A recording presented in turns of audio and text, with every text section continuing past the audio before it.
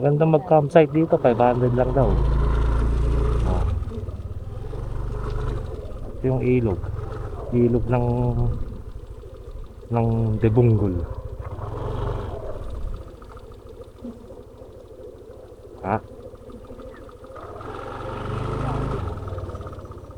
May tulay dun, oh. Ano?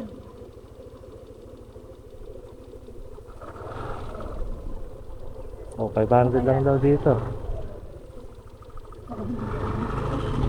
Anong lugar to? Hindi namin alam eh. Basta 500 lang. Ayan, oh, luklukan. Luklukan ng tanga. Off daw sila ngayon kasi may bagyo.